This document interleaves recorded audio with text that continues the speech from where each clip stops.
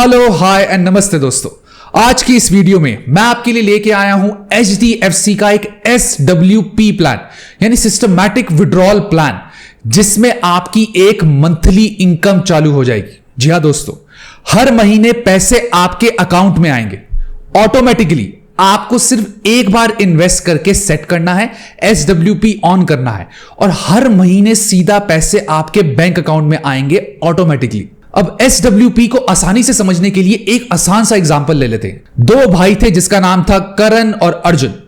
ये करण अर्जुन वो फिल्म वाले करण अर्जुन मत समझ लेना यार, ये दूसरे करण अर्जुन है। साल 2013 में यानी आज से 10 साल पहले दोनों भाइयों ने कहा कि हम म्यूचुअल फंड में पैसे लगाएंगे 4-4 लाख रुपए। लेकिन करण ने कहा कि भाई मेरे पास एक साथ पैसे नहीं है, तो इसलिए उसने 3500 रुपए महीने की SIP शुरू की। वही अर्जुन ने कहा कि भाई मैं तो एक साथ सारे के सारे पैसे लगाऊंगा, जिसको लमसम कहते हैं। उसने 4 का 4 लाख एक साथ लगा दिया। आज 10 साल के बाद 2023 में दोनों को 15% रिटर्न मिला लॉन्ग टर्म में, जो कि एक अच्छा रिटर्न। करण ने तो SIP की, लेकिन अर्जुन ने SWP की। उसने हर महीने 3500 रुपए अपने म्यूचुअल फंड अकाउंट से विड्रॉ किए, जो सीधा उसके बैंक अकाउंट में आ जाते थे पूरे 10 साल तक। और जो 3500 निकालने के बाद बाकी अमाउंट बचता था, वो ऑटोमेटिकली अपने आप ही उन म्यूचुअल फंड में इन्वेस्ट हो जाता था, जिस पे उसको रिटर्न मिलता रहता था। अब आज 2023 में 10 साल के बाद करण का 4 लाख बन चुका है 9,75,300, यानी उसको 5,55,300 का प्रॉफिट हुआ 10 साल के बाद। वहीं अर्जुन को 2023 में 10 साल के बाद 7,08,319 का अमाउंट मिला।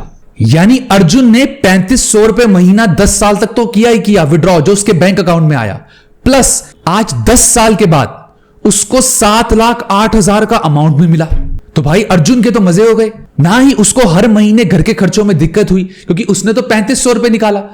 लेकिन करण को सीधा 10 साल के बाद अमाउंट मिला है, उसको बीच में कुछ नहीं मिला। यानी हर महीने 3500 रुपए महीना निकालने के बावजूद अर्जुन को 7,28,000 का प्रॉफिट हुआ। तो यह होती है SWP की पावर। SIP में फायदा आपको सीधा 10 साल के बाद होता है, लेकिन हर महीने के खर्चों का क्या करें? जैसे कि फीस देनी है, रेंट देना है, गाड़ी की EMI देनी है, टीवी लेना है। तो SWP आपकी हर महीने के खर्चों में आपकी मदद करता है, जिसमें आपका म्यूचुअल फंड हर महीने जितने भी आपको पैसे चाहिए उतने के आपके म्यूचुअल फंड बेच देता है ऑटोमेटिकली, और वो पैसे सीधा का सीधा आपके बैंक अकाउंट में डाल देता है, और बाकी बचे हुए पैसे को दोबारा से इन्वेस्ट कर देता है म्यूचुअल फंड, और उसमें भी आपको रिटर्न मिलता रहता है। अब इसको और आसानी से समझने के लिए सीधा चलते हैं SWP कैलकुलेटर पे और वहां देखते हैं कि आप इसमें कितने पैसे लगाएंगे तो आपको हर महीने कितना पैसा मिलेगा। आपको किसी भी म्यूचुअल फंड में SWP करने से पहले SWP कैलकुलेटर में आना होता है और चेक करना होता है कि आप कितने पैसे हर महीने निकालें कि आपका खर्चा भी चल जाए और आपका म्यूचुअल फंड का प्रिंसिपल अमाउंट भी खत्म ना हो, जो आपने स्टार्टिंग में म्यूचुअल फंड में लगाया था। मान लीजिए आपने 4 लाख का अमाउंट इन्वेस्ट किया HDFC के म्यूचुअल फंड में, जिसका नाम मैं आपको इस वीडियो में आगे बताऊंगा, और आपने हर महीने 6500 रुपए उस म्यूचुअल फंड से SWP यानी विड्रॉ किए सीधा अपने बैंक अकाउंट में। हम उस पर रिटर्न ले रहे हैं 15%, क्योंकि जो मैं आपको आगे म्यूचुअल फंड HDFC का बताने वाला हूं, उसने पिछले 10 साल में यानी 2013 से 23 तक 15% का रिटर्न दिया है, और हम टाइम पीरियड ले रहे हैं 9 साल।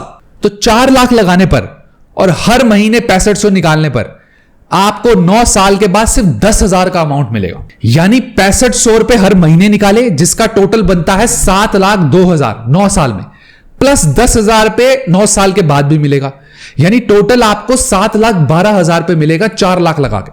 अब आप जैसा कि देख सकते होंगे, हमें 9 साल के बाद सिर्फ 10,000 रुपए मिल रहे हैं, जो कि बहुत कम है, क्योंकि हम बहुत ज्यादा विड्रॉ कर रहे हैं 6500 रुपए। वहीं अगर हम इस अमाउंट को कम कर देते हैं, जैसे 5,000 रुपए कर देते हैं 6500 के बजाय, तो हमें 10 साल के बाद 3,18,000 का अमाउंट मिलेगा, और साथ में हर महीने हम 5,000 रुपए विड्रॉ भी करेंगे, जिसका टोटल होता है 6 लाख। यानी हमें 9,18,000 का अमाउंट मिलेगा सिर्फ 4 लाख लगा के।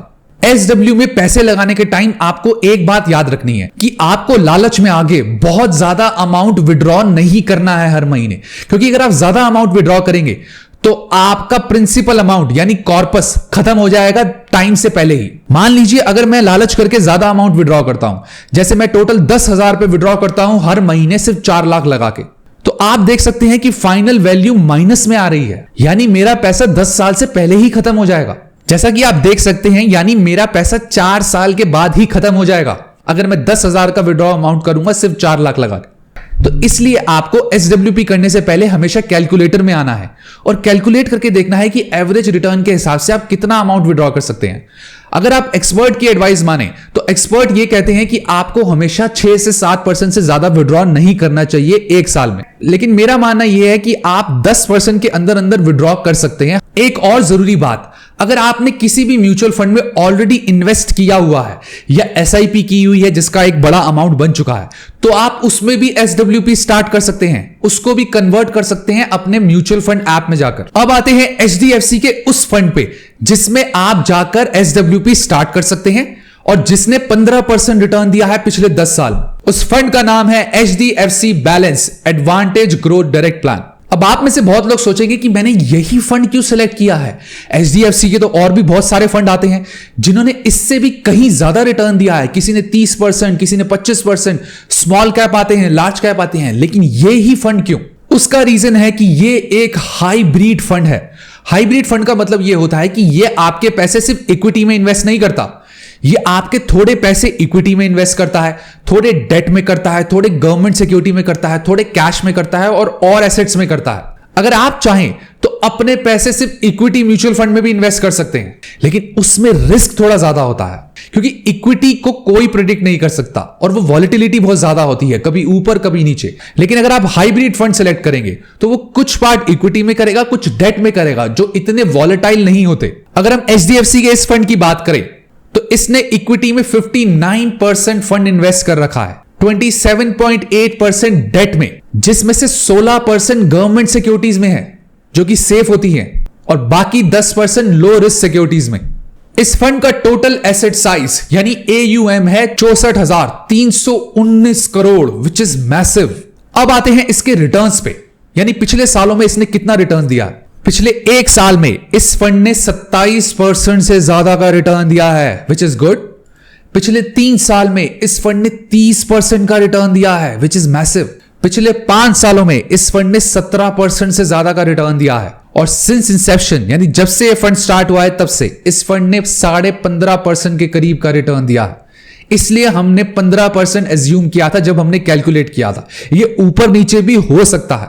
इस फंड का एक्सपेंस रेशियो है 0.83%, जो कि बाकी इस कैटेगरी के फंड से मिलता जुलता है। अब आते हैं एग्जिट लोड पे, जो SWP करने के लिए सबसे इंपॉर्टेंट चीज है। जिनको नहीं पता मैं उनके लिए बता दूं कि एग्जिट लोड एक फीस होती है जो म्यूचुअल फंड कंपनी आप पे लगाती है अगर आप 1 साल से पहले अपने पैसे रिडीम करते हैं, यानी म्यूचुअल फंड बेचते हैं।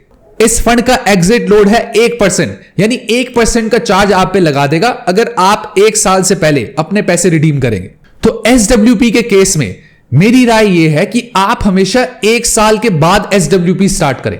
जैसे मान लीजिए आपने 2023 में लमसम अमाउंट इन्वेस्ट किया, लेकिन आप हमेशा SWP 2024 से करें। इससे क्या होगा कि अगर आपकी 1% की फीस बच जाएगी तो आपको अपना रिस्क एपिटाइट देख के उसी हिसाब से इन्वेस्ट करना है और उसी हिसाब से विड्रॉ करना है ताकि आपका कॉर्पस और प्रिंसिपल जल्दी से खत्म ना हो। अब मिलेंगे ऐसी अगली इंटरेस्टिंग येट इंफॉर्मेटिव वीडियो में। तब तक के लिए do like, share, subscribe and comment to my YouTube channel which is money right.